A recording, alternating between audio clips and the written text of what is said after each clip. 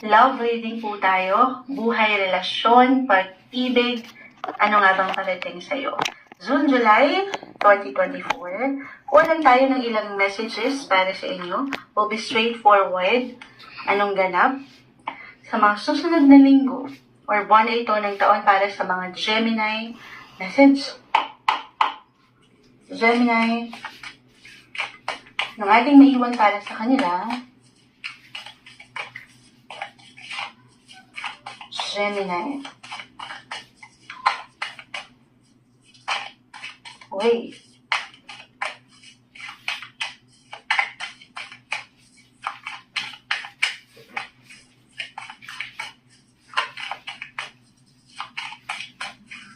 Gemini.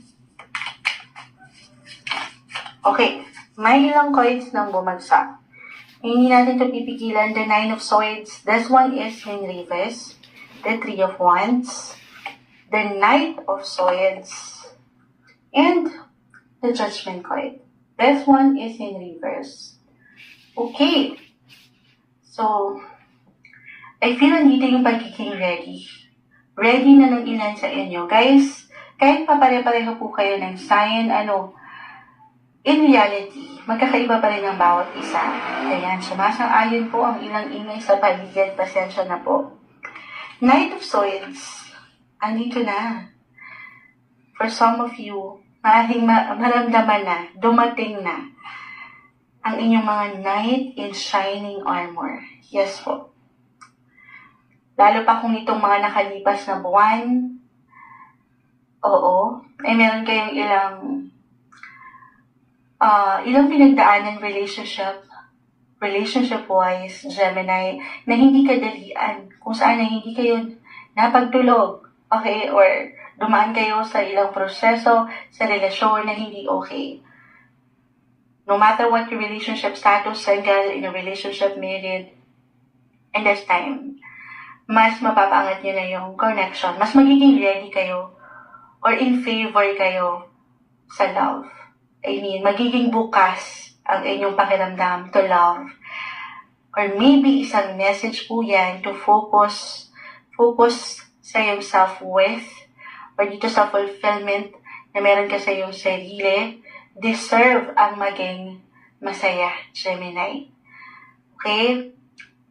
Ayan. Maging hopeful kayo dito sa ilang nakikita nyo kayo 6 months or a year from now, the Three of Wands. Walang imposible. I mean, lalo pa nga po para sa ilan sa inyo, dumadaan right now, hindi nyo pa man yan ma-realize o hindi kayo aware, pero maaaring meron na kayong ilang nilagpasan it could be about closure, or ilang transitions, transformations sa relationship. Meron tayong healing. May paghilom ng ilang sugat tayo nakikita. But again, iba-iba tayo ng proseso rin po kasi sa part ng healing, ng pagpapagaling. Mentally, emotionally, or even spiritually, iba-iba tayo. So kung ready ka naman na, ayan, nakapag-recharge ka na ng energy, why not? Buksan mo ang iyong mga mata. Meron pong renewal, may rebirth, may personal transition tayo nakikita dito sa love. Sabi ko nga, andito na si Knight in Shining Armor. Para sa ilan maaaring aware na dito meron ng someone. Kung andito kayo sa dating stage, meron kayong kinikilala, or meron kayong pinapursue, na yan yung mga nililigawan, why not? Be ready sa ilang possibility. Because I feel na ito yung period, ito yung punto sa buhay nyo that you could meet someone special. Or someone na matatawag nyo on a soul level ay iba yung connection sa love. Be sure lang na ready na. Akin pong ulitin, napakalawak ng astrolohiya. Maring hindi pa ready ang ilan. Physically, emotionally, mentally, spiritually, you have to be ready. Kailangan buo ka, syempre pa. Magiging unfair tayo kung hindi ka pa pala buo. Maring magiging unfair ka, okay? Kung makikipag-commit ka agad na hindi ka pa handa. So, make sure na yung relationship mo sa iyong sarili is healthy. Okay? At sabi ko nga yung self-worth mo ay mapapaangat mo sa iyong sarili. Judgment card kasi is in reverse. Yes, may renewal, may something bago, new beginnings, but at the same time, baka para sa ilan marahil umangat yan, unti-unti. Akin pong ulitin, iba-iba pa rin tayo. Pero andito pa rin yung yung pwedeng tinatanaw mo sa pag-ibig relasyon, hindi po imposible na makamit anytime soon or ngayon pa lang. Be open sa ilang possibility. 3 of Wands ay narito. Maaaring makilala mo itong si Knight in Shining Armor sa daan. Yes, astrologically kasi dito pumapasok rin ang short trips or short distance travel. So, kung magiging, kung magiging open ka lang sa possibility ng more on pakikipag-socialize or through short distance trips, kasama ilang tao malapit sa iyong puso, kaibigan, maring meron kang makilala. Kung ready ka na. This is the ideal time may iwan ko para sa mga Gemini na pumasok sa dating stage or meron kikilalanin, single. Pero kahit online lang ito, okay? Or you could meet someone through your friends. Why not? Pero syempre pa, sa reality, sa ganap, sa ilang paligid natin, hindi na rin talaga safe. So syempre, sasamahan ito ng pag-iingat na hindi ka lang din nagmamadali. Baka dyan mag-apply yung judgment reverse ay mali pala tayo ng judgment or nag-iwan pala tayo agad ng conclusion. Baka hindi ganun. So take it easy. Paangatin lang yung fun, loving side ng isang Gemini sa sitwasyon na ito. Enjoy. Okay? At makakaraos. Makakaraos. Merong fulfillment, as I've mentioned. Sana, okay, kung ready na, why not? Take a chance, take risk, take new chances para sa iyong sarili. Experiment, try something different. Kung ready na, okay? Meron tayong nakikitang pag-explore dito.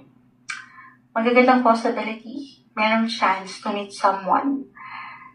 Kung saan may pag-spark, may pang-future nakikita ko. Okay? Or may mararating, may pang-long term. Okay? In a relationship, married, bilang parang more on single yung aking ilan na mention. Maaaring merong short trips kayong puntahan sa mga susunod na linggo or buwan na ito sa higit na practical kung saan dyan pwede kayong mas makabuo ng magagandang memories together or kung meron kayo ilang pinagdaanan together na hindi kadalian nitong mga nakalipas na buwan na very normal sa anumang relationship. This time, mailalaban nyo na ulit ang inyong connection. Mabubuhayan kayo para bang maybe isang sign ito napapaangatan yung understanding, yung commitment, yung pagiging ready ng mga puso nyo ulit. Okay, na magpatawad or patawarin. Reversal tayo every time. Pero ito yung pagkakataon na iwas sa stress. Ito yung best phase ng inyong life na bigyan nyo ng chance na makita yung kagandahan ng bawat isa. Yung puso nyo, kahit paminsan may pagkakaiba, ay hanggat andyan yung love, walang magiging malalim na problema. Lalo pa kung meron na talaga kayo ilang problema na napagdaanan together this time, higit kayong pagtitibayan. Kumbaga, wala nang ibang, para bang yung pakiramdam, wala nang ibang apekto pa para sa inyong dalawa na ilang issue, drama, kasi nga meron na kayong ilang napagdaanan na lagpasan. So, paangatin lang dito yung ilang plano. Ayan, meron kayo ilang plans. Again, could be about travel or ilang future plans together. Why not? Okay, kuha tayo at palay ng ilang messages para sa mga Gemini. Uy! Kayo to.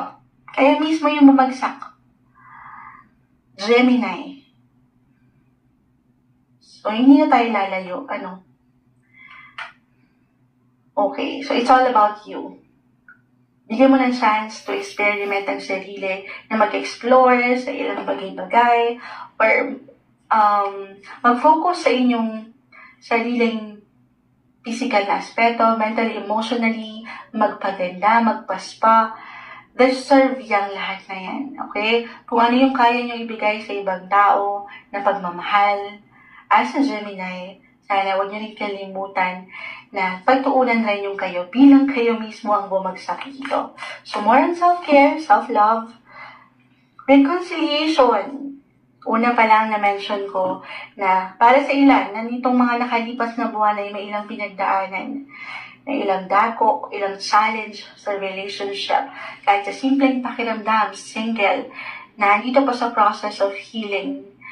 Hindi man ito totally reconciliation for some of you or reconnection. Maybe isang sign na ito, Gemini o mga dito, na yung understanding na kaya mong ibigay sa sitwasyon, sa tao, ay ibigay mo na rin sa iyong sarili. I mean, ayan, reconciliation. Ano na lang, pag-unawa, higit na pag-unawa sa pwede mong, kasi minsan, ayan, magkakaiba tayo ng sitwasyon, posisyon. Minsan madaling sabihin, mahirap gawin. But maybe this is a sign na talaga to move on. For some of you, move on so you can totally move forward na sa inyong mga buhay, pag-ibig, relasyon, June, July 2024, Gemini.